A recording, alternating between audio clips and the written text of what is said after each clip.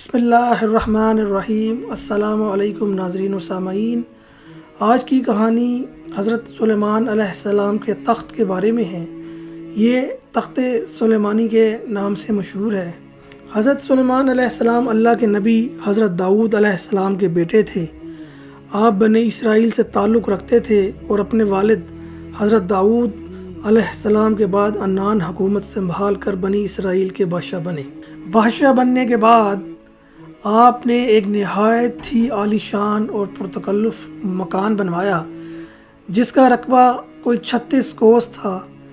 اس مکان کو سونے اور چاندی کی اینٹوں سے بنایا گیا تھا جس کی دیواروں اور چھتوں پر یاقوت اور زمرد جڑے ہوئے تھے۔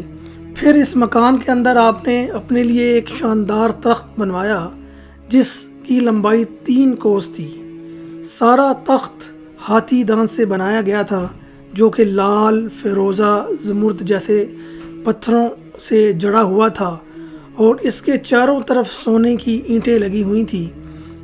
تخت کے چاروں کونوں پر ایسے درخت تھے جن کی ڈالیاں سونے کی تھیں اور ہر ڈال پر ایک طوطی اور طاؤس بنا کر ان کے پیٹ کے اندر مشک بھر دیا گیا تھا۔ ان درختوں کے خوشے انگوروں کی طرح تھے۔ اس تخت کے نیچے اور دائیں بائیں 1000 سونے کی کرسیاں لگائی گئی تھیں جن پر لوگ بیٹھتے تھے۔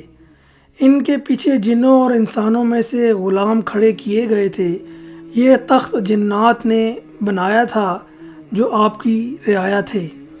جب حضرت سلیمان علیہ السلام تاج شاہی سر پر رکھ کر اس عظیم و شان تخت پر قدم رکھتے تو ان کی ہیبت سے تخت اس وقت حرکت کرنے لگتا اور طوطی اور طاؤس بھی اللہ کے حکم سے اپنے پر پھیلا دیتے تھے جن سے مشک وغیرہ کی خوشبو نکلتی تھی۔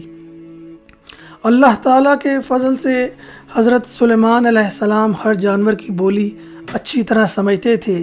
جب آپ تاج شاہی سر پر رکھتے تو تمام پرندے تخت کے اوپر معلق ہو کر آپ کے سر پر سایہ کرتے تھے۔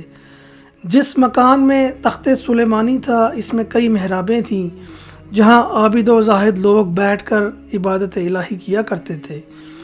حضرت سلیمان علیہ السلام ہمیشہ اللہ کی ان نعمتوں کا شکر ادا کرتے اور ہر وقت اللہ سے مناجات کرتے رہتے تھے۔